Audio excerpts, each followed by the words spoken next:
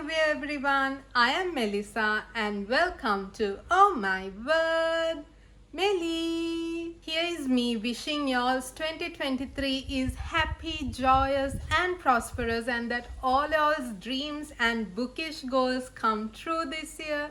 And yet again here I am with one of my booktube traditions answering the New Year's resolution book tag, where I talk about all my New Year's resolutions regarding reading, setting my reading goals and what books I want to read this year. So in today's booktube video, I'm going to be reminiscing against my last year 2022's resolutions that I had and whether I fulfilled them, whether I reached my goals, and also coming up with answers or resolutions for this year. And as always, I will leave links to my previous year's New Year's resolution book tag videos in the description box down below, so y'all can check it out as well.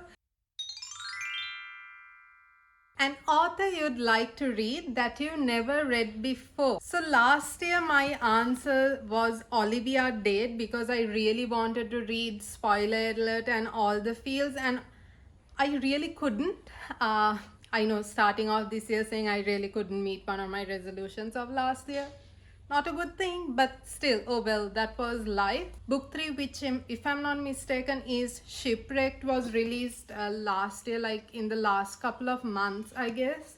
So I really need to read these because I have heard so much about Olivia Dade's writing and these books. Another author that I would really like to read that I still haven't read is Ali Hazelwood, guys. I know, shocking. I still have not read Love Hypothesis and I have heard so much about it, and I know more of her books have been released and coming out, so I really need to start reading her books. I don't know what I have been waiting for, but like I have really not had the mood of picking this up, and I keep seeing it in my cupboard every day I walk past it, but never came across it, never picked it up. But I really, as a book year resolution, or of course a new year book resolution, I want to really read Ali Hazelwood and even read Love on the Brain and the other books that are coming out by her. So we'll see. A book you'd like to read. There are so many books that I want to read that I still haven't, and I still need to get around to, and like I can keep talking about so many books or specifying so many books that I've heard that I want to read.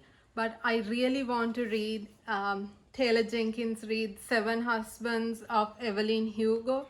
Last year I read Malibu Rising by Taylor Jenkins Reid. Like I read it in one sitting within one day. Like it didn't even take me 10 hours I think to read it. So I loved it. Like it was a bit overhyped for me, but I still enjoyed reading it. So I really want to read this. And last year I said Elena Arma's The Spanish Love Deception, but I did come almost to picking this up and reading, and then I started hearing mixed thoughts on this where people said it's boring, it's overhyped, it puts you into a reading slump, and I was already in a massive reading slump, so I wasn't going to put myself in one knowingly. So I didn't pick this up for that particular reason. I was like almost going to. A classic you'd like to read. Y'all know I don't read classics, so my answer for this is simply none. Simply nothing. No classics whatsoever.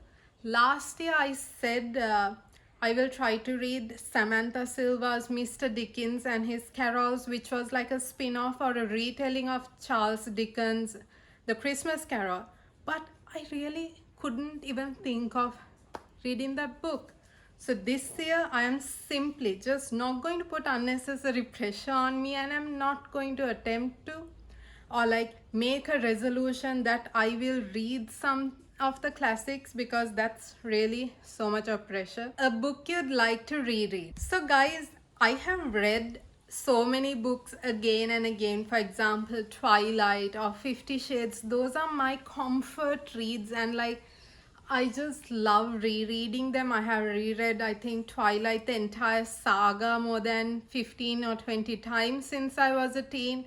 But honestly, I'm actually not a fan of rereading books because I would rather spend that time reading a new book rather than reading a book that I have already read. And I also have that fear where if I read a book that I already loved, that I might not like it anymore because my reading has changed. We have grown up, and books that I would have enjoyed previously, I might not enjoy now. But that doesn't mean I don't reread. This year, if I am to reread something, I want to definitely reread Once Upon a Broken Heart by Stephanie Garber, as well as The Ballad of Never After by her as well, because book 3 is coming out this year, which is, let's see if I'm not mistaken, it is A Curse of True Love. And I just love The Ballad of Never After, and I really want to know what happens next, and I want that entire feeling of the entire trilogy. So that's why I would like to reread these books this year. So last year the book that I wanted to reread was It Happened One Summer by Tessa Bailey, and I wanted to reread this when Hook, Line and Sinker came out, so before I read that book. But honestly, I did not have to reread it because like this book was so memorable to me. Like I loved it so much that even when Hook, Line and Sinker came out, I just knew the story of what happened in it as if I have just read it a day before that. A book you had for ages and want to read. Oh my word, I have so many books that I still have to read that I have been owning for ages, but definitely a book that I have owned for so long and want to read this year is About a Girl by Lindsay Kelk. I have had this book since 2017, so that's like almost 6 years. I managed to complete the trilogy back in 2021, so it's a trilogy, and y'all know I love Lindsay Kelk's books, even though they are like YA or like entering new adult.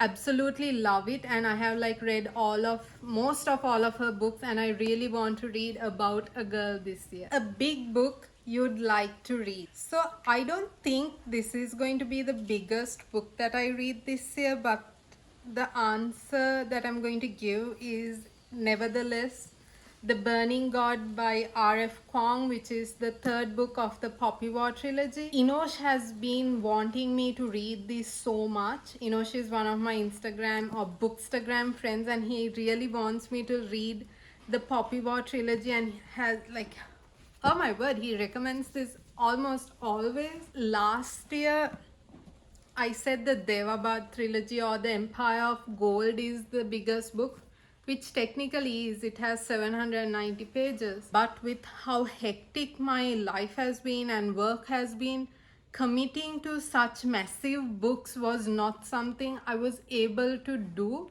So for that reason, I have not read this or the Devabad trilogy by S.A. Chakraborty yet. But I hope and pray that this year my reading changes and I'll be able to read the Poppy War trilogy. So last year I mistakenly missed to film this question, and that is an author you previously read and want to read more of. Oh my word, can I keep saying Emmanuel Snow? Because I know I'm going to read one of her latest books as an ARC next week or in the coming weeks, because it's being released in this month as well, and we get the ARCs like a week before that.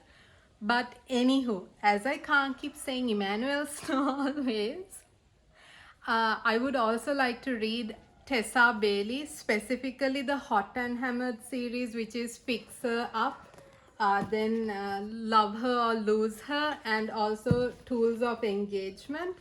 As well as I just got to know that a new series by Tessa Bailey, a wine mess series, is coming out this year, and if I'm not mistaken, it's a duology and both books are coming out this year. And I'm like super excited. I love her books. I loved Window Shopping. I love the Bellinger Sisters series, which is It Happened One Summer and Hook, Line and Sinker. And also I have plans of reading My Killer Vacation by her as well.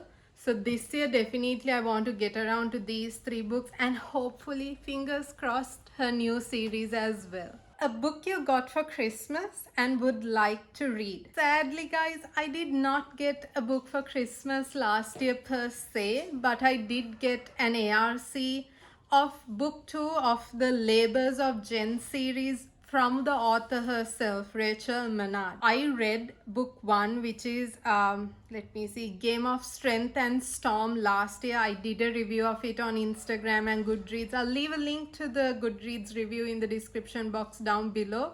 And that book too, I got it as an ARC via NetGalley, and I absolutely loved this, and I was like super excited and waiting for book 2 to come out this year to read it. And then Rachel Menard was like so amazing. She just sent me over an ARC, and I didn't even have to request it via NetGalley, so I'm like totally honored. Even though I didn't get it for Christmas, technically I did get it in December, so I'm taking that as an answer for this question. The Charm Offensive by Alison Cochran was the book that I gave as an answer for this question last year, because this was a gift I got for Christmas in 2021 by Dinity. And guys, I absolutely just devoured this book. I love this book. It's an romance novel, and oh my word, I just ate it up. I am already loving my video and loving my recommendations. If so, don't forget to give it a thumbs up and also share my video as well. A series you want to read, start to finish. Y'all know that I love reading series as much as I love reading standalones, and one of the series that I have been dying to read for so long is Helen Huang's The Kiss Quotient, actually trilogy.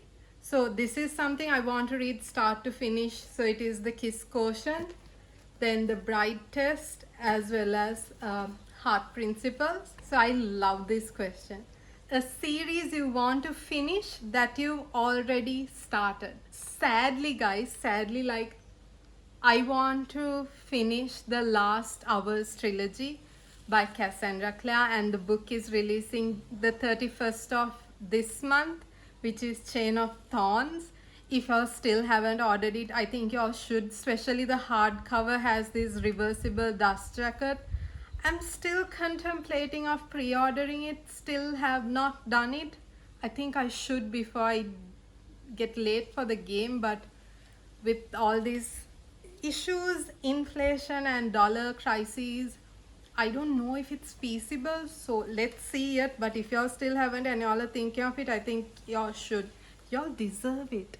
I'm also waiting to finish the Eldest Curses trilogy by Cassandra Clare, but book 3 of that, which is the Black Volume of the Dead, still has no release date, and it's literally killing me because it's about Magnus and Alec and all of that in that trilogy as well. But oh well, I think patience is a virtue, and I need to be more patient this year. One of my New Year's resolutions.